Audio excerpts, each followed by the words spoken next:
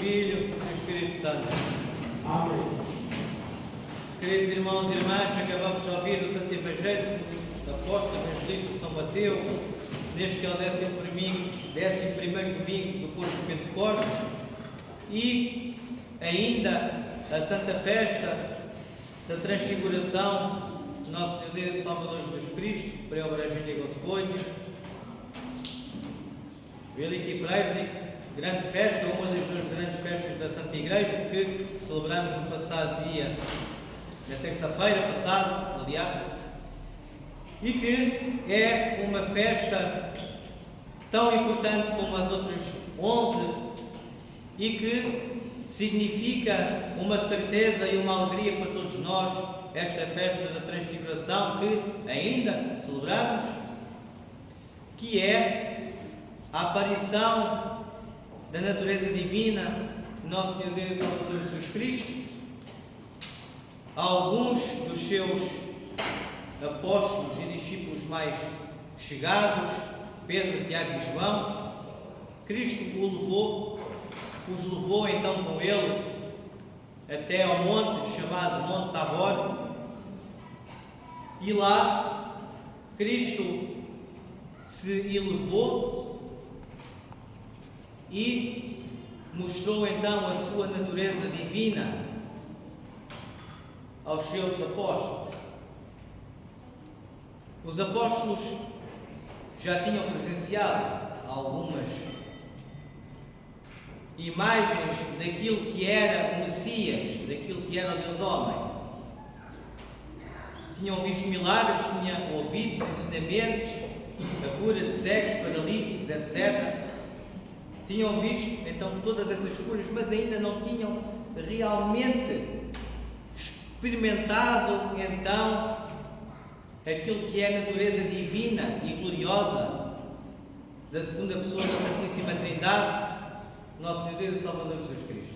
E lá então no Monte Tabor se transfigurou, aparecendo então na sua transfiguração Moisés e Elias, um de cada lado, falando então com Cristo, indicando-lhe então e falando não em alegrias, mas falando entre eles qual é que seria então a missão do Mestre Divino, dos seus sofrimentos que ele iria sofrer no futuro. Pedro também estava numa alegria imensa, não é? E realmente ele também queria experimentar toda aquela glória, toda aquela luz incriada, toda aquela luz celeste que emanava então de Cristo. E Pedro, sem saber bem aquilo que estava a falar, dizia: Senhor, quero ficar nesta alegria para sempre, vamos construir aqui uma cabana, não é? Mas enquanto Pedro experimentava aquela alegria futura, a alegria do paraíso, a alegria do reino dos céus, a luz incriada de Deus então, falando com Elias e Moisés, já falavam em outras situações completamente diferentes. Não falavam em alegria, não falavam em coisas boas, não é? Falavam então desse sofrimento que Cristo iria passar no Gólgota, ao ser crucificado na cruz, pela raça humana, pela redenção da raça humana, para tirar a raça humana da escravidão do pecado, da escravidão do demónio e da morte eterna. É uma festa, queridos irmãos e irmãs, que nos diz e que nos testifica o que é o Deus homem, o que é o Messias, que foi perfeito homem, que é perfeito homem e que é perfeito Deus, sem confusão, sem misturas, verdadeiro Deus e verdadeiro homem. Então, como verdadeiro homem, também sofreu, também teve fome, mas como verdadeiro homem tinha uma grande diferença de nós, é que era sem pecado. Sem pecado porque era Deus. E sem pecado porque era homem. E porque era homem, mostrando a nós que é possível também atingir essas alturas de santidade, porque o próprio Cristo nos disse: sede santos, como o vosso Pai é santo. E hoje, queridos irmãos e irmãs, ouvimos no Evangelho uma parábola do nosso Deus e Salvador Jesus Cristo, uma parábola que ele falou pessoalmente com os seus discípulos à resposta da pergunta que o apóstolo Pedro lhe fez. De até quantas vezes devemos perdoar o nosso irmão? Bem, o Antigo Testamento, não é? E os sacerdotes judeus e os escribas diziam que devemos perdoar o nosso irmão só até 3 vezes, não mais. Até 3 vezes. Então Pedro, o apóstolo Pedro, para justificar ainda mais e para exaltar ainda mais a sua visão para além daquilo que o Antigo Testamento falava, o Pedro disse: bem, Senhor, será que não podemos perdoar até 7 vezes? Pergunta ao qual Cristo respondeu: não perdoar até 7 vezes, mas perdoar até 70 vezes 7. Devemos perdoar de forma ilimitada. Perdoar sem limite. Se é 1, se é 7, se é 10, se é 20, se é 40, não interessa. Cristo disse: perdoar 70 vezes 7, sem limitação. E Cristo então fala a Pedro e aos apóstolos e dá a imagem para explicar então aquilo que ele queria dizer sobre o perdoar sem limites, explicando então uma parábola entre um rei que queria ajustar contas com os seus servos. Ouvimos no Evangelho então toda essa parábola, mas recapitulando, vemos que o rei se identifica nessa parábola com o próprio Deus. E os servos que devem ao rei somos nós, filhos de Deus, devedores eternos de Deus. E é uma parábola muito simples e bem específica que o próprio Cristo, ao acabar hoje o Santo Evangelho, nos diz: assim também fará vosso Pai Celestial, se não perdoares uns aos outros de coração. Então esse grande servo que devia 10 talentos é como se fosse 10 mil euros, não é? Vamos tomar esse como exemplo.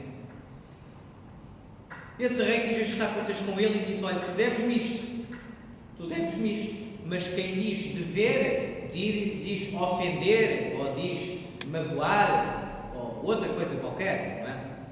Mas Cristo fala aqui daqueles que devem, não é? Então, aquele devia muito, suplicou ao rei, o rei perdoou. Então ele ainda mal tinha saído, não é, do pátio do rei, da casa do rei, encontrou um irmão dele, de trabalho, que também lhe devia cerca de 10 denários. Bem, 10 denários, a comparar com 10 mil euros, talvez lhe devia uns 10 euros, não é? 10 euros. E ele devia 10 mil euros ao rei. E foi perdoado porque ele suplicou, pediu misericórdia ao rei. O rei já ia vender a mulher e os filhos e tudo o que ele tinha para pagar a dívida, mas não. Perdoou. E ele não foi capaz de perdoar o seu irmão que devia apenas 10 euros. Toda aquela gente, né, supostamente, que viu aquela situação, foi contar ao rei. O rei mandou chamar outra vez e disse: então eu te perdoei e tu não foste capaz de perdoar o teu irmão? Agarrai e levai-o então para ser torturado até à morte. Bem, queridos irmãos e irmãs, é uma parábola e não há muito que se lhe diga sobre o que é que o Evangelho hoje ensina. Ensina, queridos irmãos e irmãs, que se não perdoarmos uns aos outros, Cristo também não nos vai perdoar. E o julgamento será impiedoso conosco.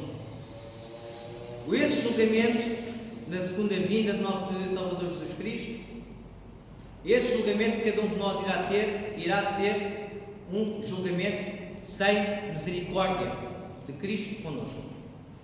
Porque também não tivemos misericórdia com nenhum dos nossos irmãos. É simples. A nossa salvação se baseia no nosso irmão. A nossa salvação se baseia no nosso próximo. Que esteja aqui, que esteja ali, que esteja na China, que esteja onde estiver. O nosso irmão budista, o nosso irmão muçulmano, o nosso irmão judeu, protestante, é lá que está a nossa salvação. Mas não confundamos a fé dos santos apóstolos com a fé dos nossos irmãos, que ainda se encontram confusos na sua vida, mas que Deus um dia irá iluminar e agarrar então para o seu barco. O que importa, queridos irmãos e irmãs, é o nosso comportamento individual. O nosso comportamento individual para cada um dos nossos irmãos. Se aquele irmão comete uma injustiça connosco, será que devemos pagar na mesma moeda? Será que temos que falar mal do nosso irmão se ele fala mal de nós? Será que temos que magoar o nosso irmão de igual forma se ele magoar a nós? Aí está a diferença entre ser discípulo de Cristo e não ser discípulo de Cristo. Em pensar que somos cristãos, mas temos atitudes e ações que não são cristãs. Passemos um pouco por cima da nossa vaidade, do nosso orgulho, ouvindo o Santo Evangelho, ouvindo os ensinamentos de Cristo, porque este Evangelho tem 2000 anos, mas é tão recente como se fosse ontem, e como irá ser daqui a 2000 anos. A palavra de Deus, queridos irmãos e irmãs, tomemos atenção a ela, porque ela foi guardada durante 2000 anos, foi para alguma coisa. A Santa Igreja de Cristo foi perseguida, foi executado milhares e milhares de crentes, mortos ao fio da espada, decapitados, crucificados de cabeça para baixo.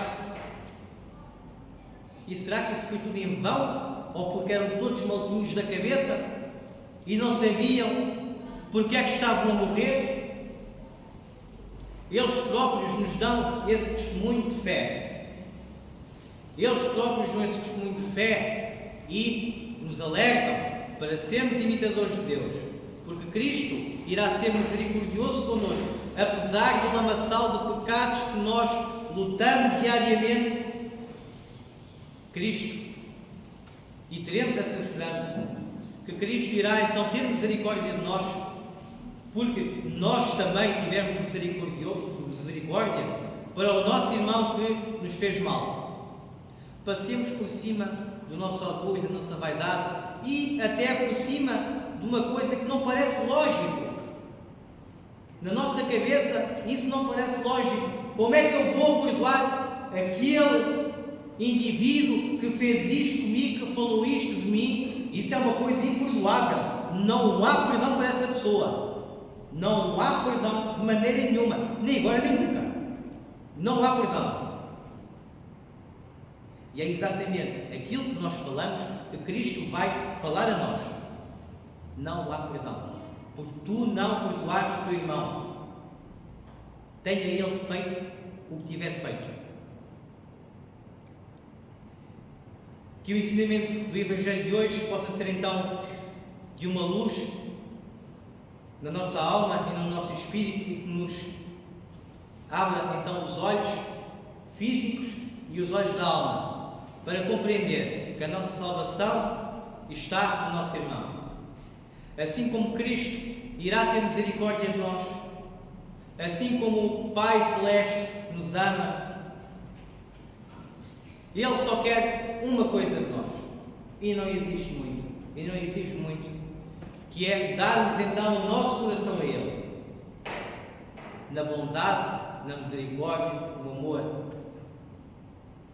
Porque se fizermos isso a qualquer um dos nossos irmãos pequenininhos, estamos então a dar o nosso coração, o nosso amor, então, ao nosso Deus, que vive, reina e triunfa com o Pai e o Espírito Santo pelos séculos dos séculos. Amém.